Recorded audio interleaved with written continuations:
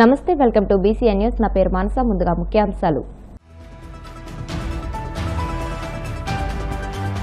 సుంకాలు విధించడం ద్వారా అమెరికా సృష్టించేది తాత్కాలిక ఇబ్బందులు మాత్రమేనన్న చంద్రబాబు. దేశ సమగ్రత విషయంలో భారత్ ఎవరికీ తలవంచదని స్పష్టం. ఎన్నికలకు ముందు కూటమి నేతలు ప్రకటించిన మహిళలకు ఫ్రీ బస్ పథకం పచ్చి మోసం. వైసీపీ రాష్ట్ర అధికార ప్రతినిధి పుత్తా శివశంకర్ రెడ్డి ధ్వజం. పులివెందుల జెడ్పీటీసీ ఉప ఎన్నికల్లో ప్రజాస్వామ్యాన్ని అపహాస్యం చేస్తున్నారన్న వైసీపీ నేతలు. అధికార పార్టీ ఆగడాలకు అడ్డుకట్టు వేయాలని ఈసీకి విజ్ఞప్తి. మంగళగిరి జనసేన పార్టీ కార్యాలయంలో జనవాణి కార్యక్రమం. ప్రజల నుంచి అర్జీలు స్వీకరించిన ఉంగుటూరు ఎమ్మెల్యే పచ్చిమట్ల ధర్మరాజు. అమెరికా అధ్యక్షుడు ట్రంప్ మన ఆర్థిక వ్యవస్థను డెడ్ ఎకానమీ అన్నారని, ఎవరి ఆర్థిక వ్యవస్థ డెడ్ ఎకానమీనో భవిష్యత్తు నిర్ణయిస్తుందని ముఖ్యమంత్రి చంద్రబాబు అన్నారు. మనపై సుంకాలు విధించడం ద్వారా అమెరికా సృష్టించేది తాత్కాలిక ఇబ్బందులు మాత్రమేనని ఆయన పేర్కొన్నారు. మనది బలమైన ఆర్థిక వ్యవస్థ అని ఆయన స్పష్టం చేశారు. భారతీయుల సేవలు ప్రపంచానికి ఎంతో అవసరమని, మన వారికి ఉద్యోగాలు ఇవ్వని దేశాలు అభివృద్ధి చెందలేవని అన్నారు. విజయవాడ తుమ్మలపల్లి క్షేత్రాలయంలో నిర్వహించిన హర్ఘర్ తిరంగా కార్యక్రమానికి ముఖ్య అతిథిగా హాజరైన చంద్రబాబు ఈ కీలక వ్యాఖ్యలు చేశారు. పింగళి వెంకయ్య విగ్రహానికి పూలమాల వేసి నివాళులర్పించిన అనంతరం పింగళి వెంకయ్య జీవిత చరిత్ర పుస్తకాన్ని ఆవిష్కరించారు. ఈ రోజు మనందరం కూడా ఒక మంచి కార్యక్రమానికి ఇక్కడ సమావేశమయ్యాం. ప్రతి ఒక్కరిలో ఒక దేశభక్తి వచ్చే విధంగా గట్టిగా మీరందరూ చెప్పాల్సిన అవసరం ఉంది. వందే మాతరం, వందే మాతరం, వందే మాతరం. చాలాసార్లు చాలా కార్యక్రమాలకి నేను హాజరయ్యాను ఈ తుమ్మలపల్లి కళాక్షేత్రంలో. అయితే నేడు ఇక్కడ కనిపిస్తున్నటువంటి ఒక పవిత్రత, ఒక ఉద్వేగం, స్ఫూర్తి, శక్తి, ఇలాంటివన్నిటికీ మారు పేరు మువ్వెన్నెల జెండా. అది ఈ రోజు మనం ఇక్కడ సెలబ్రేట్ చేసుకోవడం నా జీవితంలో ఎప్పుడూ మరిచిపోలేనని చెప్పి మరొకసారి మీ అందరికీ విజ్ఞప్తి చేస్తున్నా. ఏ జెండా చూస్తే ప్రతి భారతీయ పౌరుడి మనసు పులకరిస్తుందో, ఏ జెండా చూస్తే దేశం యావత్తు గర్వంగా తలెత్తుకుంటుందో, ఏ జెండా చూస్తే ఒక ఉద్వేగం, అనుబంధం కనిపిస్తుందో, అదే 3 రంగుల జెండా, మన జాతీయ జెండా, ప్రపంచంలోనే అతి శక్తివంతమైన జెండా, మన తెలుగువాడు రూపొందించిన జెండా మనందరికీ గర్వకారణం అని చెప్పి మరొకసారి విజ్ఞప్తి చేస్తున్నా. స్వాతంత్ర ఉద్యమ స్ఫూర్తికి ఈరోజు మనం ఒకసారి ఆలోచిస్తే 78 సంవత్సరాలు దగ్గర గడుపుకొని తొందరలోనే 100 సంవత్సరాలు ఉత్సవాలకు సిద్ధమవుతున్నాం. అందులో భాగంగా ఆజాదీ కా అమృత్ మహోత్సవ్ ఒక కార్యక్రమాన్ని తీసుకుని ప్రధానమంత్రి గారు ప్రతి ఒక్కరిలో ఒక దేశభక్తిని పెంచాలి అనే ఉద్దేశంతో హర్ ఘర్ తిరంగా కార్యక్రమానికి శ్రీకారం చుట్టారు. మహిళలకు ఫ్రీ బస్ అంటూ ఎన్నికలకు ముందు కూటమి నేతలు ప్రకటించిన పథకం పచ్చి మోసమని వైసీపీ రాష్ట్ర అధికార ప్రతినిధి పుత్తా శివశంకర్ రెడ్డి ధ్వజమెత్తారు. ఏపీలో ఎక్కడి నుంచి ఎక్కడైనా ఉచితంగా బస్సులో ప్రయాణించవచ్చని చెప్పారని, ఇప్పుడు నిబంధనలు పెడుతున్నారని మండిపడ్డారు. తాడేపల్లి వైసీపీ కేంద్ర కార్యాలయంలో ఆయన మీడియాతో మాట్లాడుతూ మొదటి ఏడాది స్త్రీ శక్తి పథకాన్ని ఎగ్గొట్టారని, 2వ సంవత్సరం కూడా సగం పూర్తయిపోయిందని విమర్శించారు. మహిళలకు ఫ్రీ బస్ పేరుతో చంద్రబాబు, పవన్, నారా లోకేష్ ఊరూరు తిరిగి ప్రచారం చేశారని, రాష్ట్రంలో ఎక్కడి నుంచి ఎక్కడికైనా అన్ని పుణ్యక్షేత్రాలను రూపాయి ఖర్చు లేకుండా సందర్శించుకోవచ్చని గుర్తు చేశారు. మరి ఇప్పుడు ఆ పథకం ఏమైందంటూ నిలదీశారు. చంద్రబాబు గారేమో సేఫ్ డ్రైవర్ అంట, బస్ ఎక్కాలంట, ఎక్కడికైనా వెళ్లాలంట, అది అత్తారింట పుట్టిల్లా ఎక్కడికైనా వెళ్లడము, ఎవరు నడితే మా చంద్రన్న చెప్పారని చెప్పి అంటున్నారంట. ఈ రోజు బస్సులు ఎక్కి చంద్రన్న అంటే పాపం వాళ్ళందరినీ కూడా తోసిపడేరా కిందికి. మరి జీవోలో ఏమిచ్చారు, అంతకుముందు మీ పార్ట్నర్ యాడ్స్ లో ఏమిచ్చారు? సో ఇప్పుడు ఈ రోజు జీవో ఏమిచ్చారు? జీవో నెంబర్ MS-27 అంట. ఇందులో వాళ్ళు చెప్పిందేమో ఎన్నికల ముందు మేనిఫెస్టోలో పెట్టిందేమో రాష్ట్రంలో ఎక్కడికైనా వెళ్ళండి ఆంక్షలు లేకుండా అనేటువంటి చెప్పారు.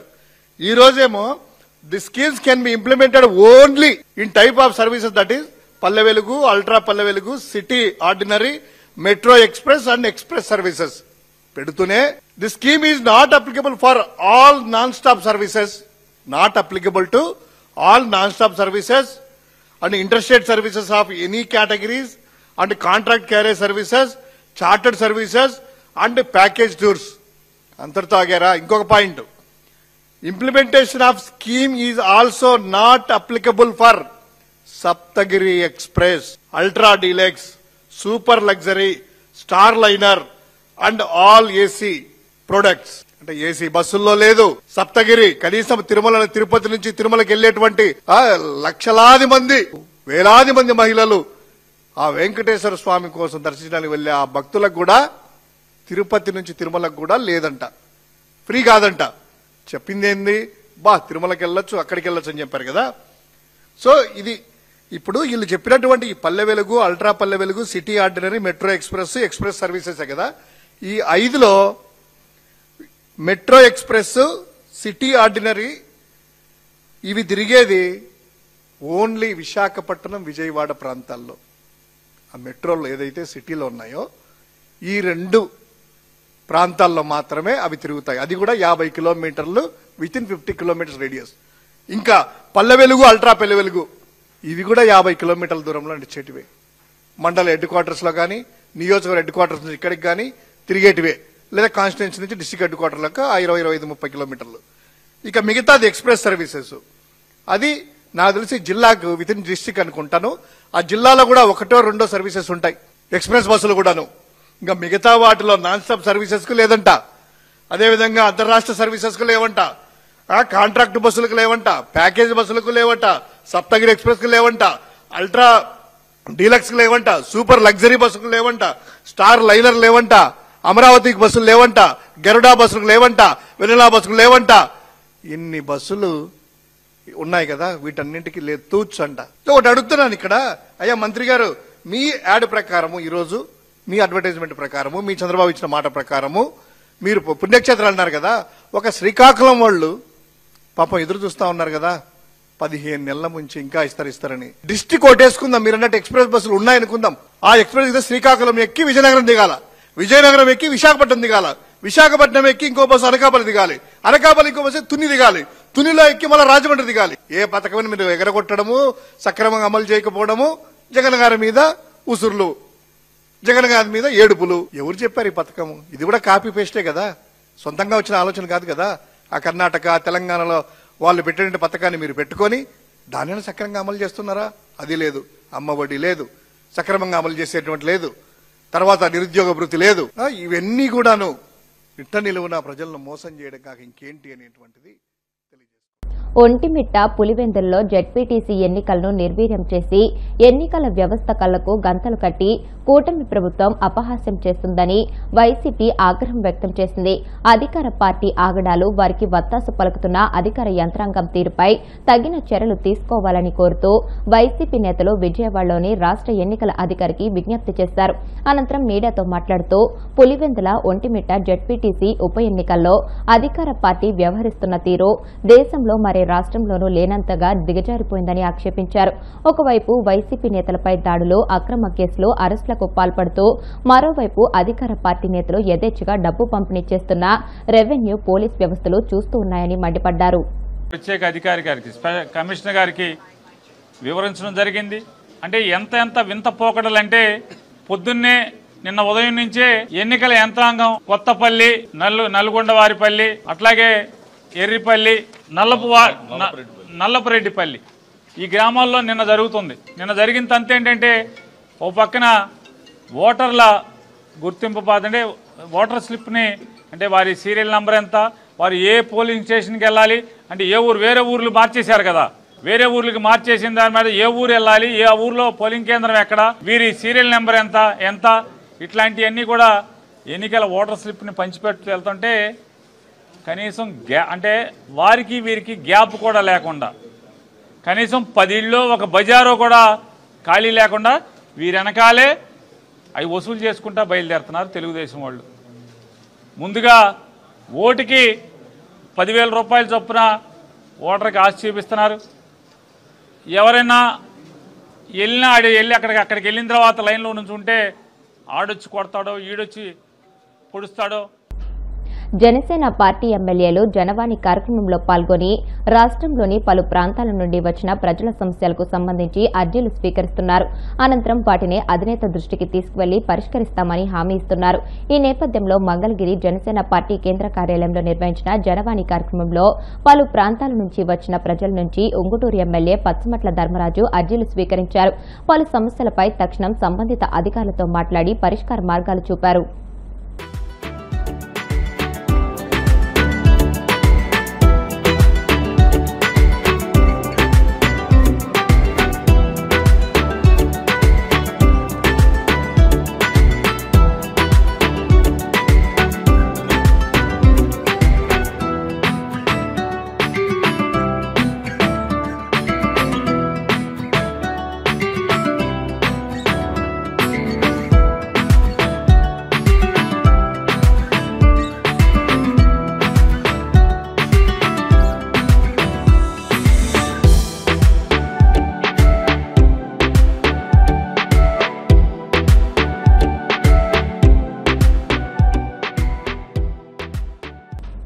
రజక వృత్తిదారులు రాష్ట్రంలో అనేక చోట్ల వృత్తిపరమైన ఇబ్బందులతో సతమతమవుతున్నారని, వారిని ప్రభుత్వం ఆదుకోవాలని రాష్ట్ర రజక సంఘ ప్రధాన కార్యదర్శి, ఉమ్మడి పశ్చిమ గోదావరి జిల్లా రజక జన సంఘ అధ్యక్షుడు చిలకలపల్లి కట్లయ్య కోరారు.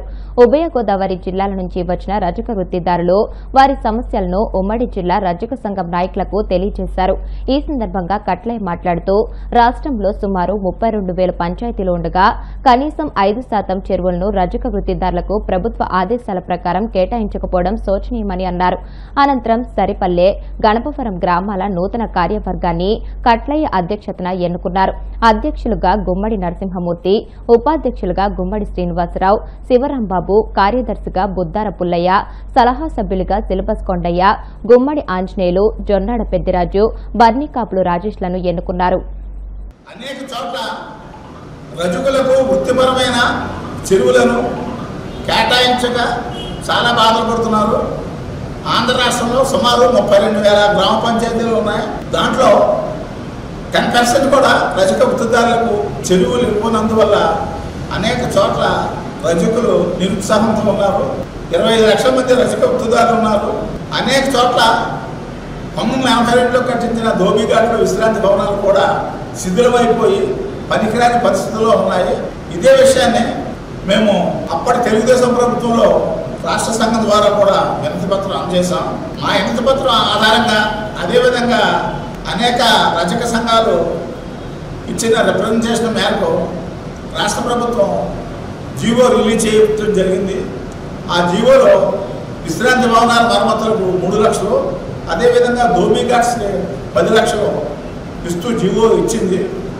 అయితే జీవో ఇచ్చిందే కానీ అప్పుల్లో నిధులు విడుదల చేయలేదు. ఇటీవల 1 సంవత్సరం క్రితం కూడా మమ్మల్ని ప్రతిపాదనలో అడిగారు. ఆ ప్రతిపాదన కూడా ఇవ్వడం జరిగింది. ఇటీవల కూడా రాష్ట్ర ప్రభుత్వం దిగేది మళ్ళీ ప్రతిపాదనలు అడిగారు. ఉమ్మడి పశ్చిమ గోదావరి జిల్లా అప్పుడు కొవ్వూరు వరకు సుమారు నేను 350 గ్రామాలకి ఏ గ్రామం అయితే రజక విశ్రాంతి భవనాలు మరమ్మతుల్లో ఉన్నాయో, కొత్త విశ్రాంతి భవనాలు ధోబీఘాట్స్ ఎక్కడ కావాలో అనే విషయాలను డీటెయిల్గా లిస్ట్ తయారు చేసి నేను ప్రభుత్వానికి, అదేవిధంగా ఈస్ట్ గోదావరి కలెక్టర్, పశ్చిమ గోదావరి జిల్లా కలెక్టర్, ఏలూరు జిల్లా కలెక్టర్ గారికి, అదేవిధంగా బీసీ కార్పొరేషన్ అధికారులు కూడా మేము పంపించడం జరిగింది. అధ్యక్షుడు గారు కట్లయ్య గారి భవనందు మేము కార్యవర్గం ఎన్నుకోవడం జరిగింది. ఆ కార్యవర్గంలో మాకు శిథిలావస్థ అయిపోయింది. మాకున్న బిల్డింగు దాన్ని నిమిత్తం మరమ్మతు నిమిత్తం 3 లక్షలు అన్నారు. అలాగైనా పర్వాలేదు, లేదంటే 10 లక్షల నిర్మాణానికి అన్నారు. అడిగినా పర్వాలేదు. ఏదో ప్రభుత్వం వారు మాకు మంజూరు చేయవలసిందిగా మేము కోరుకుంటున్నాము. అలాగే మాది 100 కుటుంబాలు ఉన్నాయని అందరం కట్టుగా ఉండి ఒకే కుటుంబంలాగా జీవించాలని, కొనసాగించాలని మా అందరి కోరిక. మాది ఇంకా గణపవరం మండలం ఇలా ఏలూరు జిల్లాలో ఉన్నందుకు ఈ కట్లయ్య గారిని ఆశ్రయించి మా మంచి చెట్లు అన్నీ వారు చెప్పుకున్నాము. వారు ఈ రోజుని మాకు అన్ని విధాలుగా సహకరిస్తున్నారు. ఇప్పుడు కాసేపు ప్రకటనలు.